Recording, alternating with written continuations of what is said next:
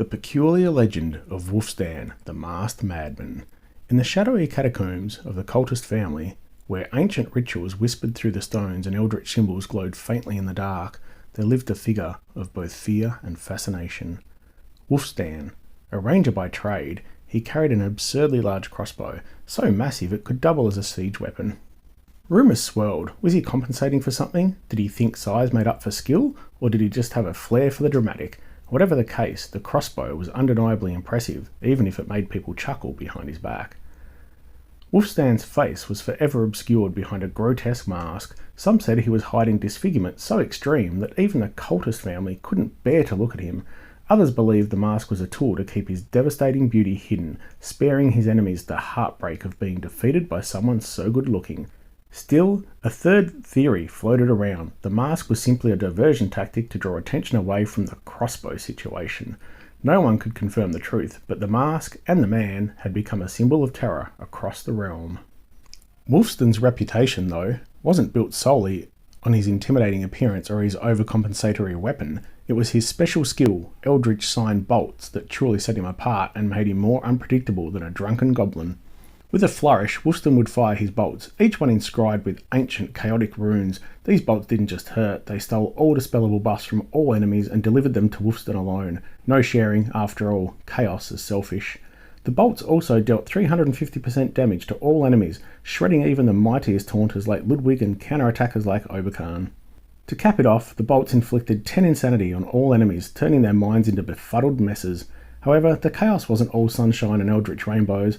Wulfstan's bolts also inflicted 55 insanity on himself. It was unclear whether this was a side effect or just his way of keeping things interesting, but either way, it solidified his reputation as both a terrifying and self-destructive force.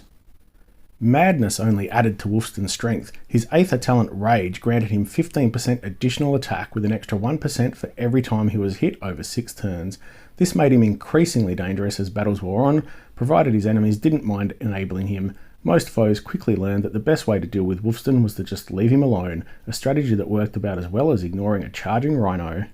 As a ranger, Wulfstan had the class talent to bypass defensive buffs like counterattacks. At first glance, this sounded like a powerful advantage, but here's the kicker. By the time Wulfstan's bolts landed, he'd already stolen those defensive buffs for himself. As a result, the talent ended up as a bit of an awkward redundancy, like buying a ladder after you've already climbed to the roof. Not that Wulfstan seemed to mind, he just saw it as more proof of his chaotic genius. Wulfstan's place in the Cultist family gave him significant boost to defense and health, 20% with just himself, 30% with 2 and 40% with 3. This resilience was essential, considering his tendency to lob madness at himself like it was going out of style. He thrived alongside holy heroes like Christine Day, Guardian Elephant and Costumed Leonidas, who could soften enemies with defense down to maximise his damage. He also found great allies in fellow Chaos Bringers, especially Dolores, also being a holy hero, but also Atwood and Rashan, who made sure the insanity he inflicted on enemies translated into unpredictable, self-destructive behaviour. Wulfstan excelled against enemies who relied on buffs. Taunters like Ludwig and counterattackers like Oberkhan were his favourite targets, as he could steal their buffs and turn them into glorified pincushions. Heavy buffers were equally helpless, their carefully stacked advantages whisked away by Wulfstan's bolts. However, his obsession with stealing buffs had its limits. Heroes like Fungusstein, with their unstealable buffs, laughed in the face of Wulfstan's tactics, forcing him to rely solely on his damage. And while his chaos-inducing abilities were undeniably entertaining, strategists often debated whether stealing buffs only for himself was the most efficient use of his skills. Tavern-goers loved to swap exaggerated tales of Wulfstan's exploits. One favourite story involved him facing 2 Oberkhans in a duel. As the Oberkhans prepared their counterattack, Wulfstan calmly fired his eldritch sign bolts, stealing both buffs and leaving them to awkwardly shuffle around, stripped of their advantages. As they descended into madness and started attacking each other, Wulfstan merely stood there, crossbow slung over his shoulder, muttering, "It's not overkill, if it works." Even his allies couldn't resist poking fun.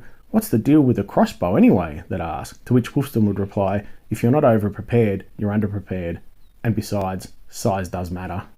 Love him or hate him, Wulfstan left an impression. His self-inflicted insanity and buff-stealing antics made him a divisive figure, but his ability to dismantle heavy buffers and taunters were undeniable.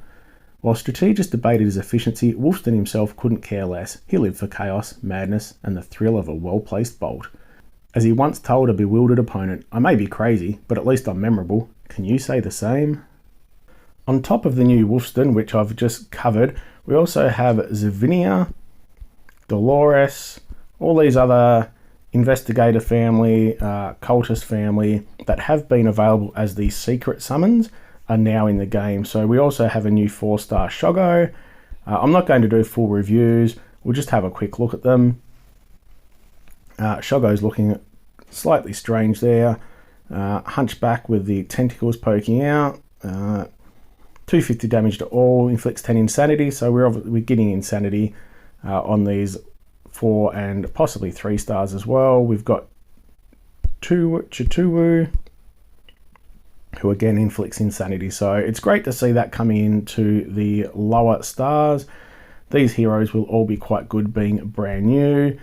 The other 5 stars we have are Omen, Hunter, Abigail, Melancholia, Atwood, Rashan, and I believe that's it for the Cultist and Investigator family. So all of them are available. We also have the 3x draw. So for each summoned legendary hero, you get 3 bonus draws, each with a 30% chance to get another legendary hero. So it's a great feature. Unfortunately, it does mean there's generally a lower overall percentage chance of getting a hero in the first place. So we can see the event hero 0.5%, the featured heroes 0.6%. I'm really not a huge fan of the featured heroes and the event heroes being a lesser chance than a normal hero at 1.4% for the normal legendary hero. Obviously I get how all the percentages work if you want to go into detail, but I just wish there was a slightly higher percentage chance of getting, the heroes that this portal is all about. So there are some quite good heroes. Rashan, obviously, very fast, dealing decent damage, giving the insanity. Atwood is dispelling buffs, dealing damage and the insanity. All allies are also immune to damage from status ailments for 4 turns, just a slightly strange little thing there. Melancholia is a huge reviver, reviving all allies straight up, running at slow speed, but could be an absolute nightmare in the rush tournaments. Also giving the insanity. So it's, they're all a bit of a hit and miss type thing. It's a risk. They can be great in certain scenarios. I myself, you would have seen in my war videos, I do enjoy using Hunter as he gives a guaranteed insanity. So as long as you can time him to get a kill, it's 100 insanity on basically 2 members of the enemy team. And yeah, to me, that's a fantastic advantage where all the other ones are percentage chances. So yeah, I haven't come up against all or rarely, but yeah, I've just run through their cards there a little bit. You would have seen them in game most likely, probably got confused when they were doing things to you, but that's what it's all about. I wouldn't be chasing Wulfstan. He's decent enough, but again, they're all a little bit double-sided. Like, you wouldn't really be using them. It's a bit risky on defense. You can't control them. You don't know when they're going to fire, when they're going to hit themselves, but they can be very, very viable as well on defense. We see them a lot on defense, as the insanity can really screw with your offensive attacks, as we've seen in the Insanity War. So yeah, best of luck if you are having a pull. It's nice to see there's some costumes in here as well. A little bonus if you get some of these random older heroes, so that's always good. There's also some other heroes. I've just seen our good old friend Bernadette. Yeah, so a little bit expensive. We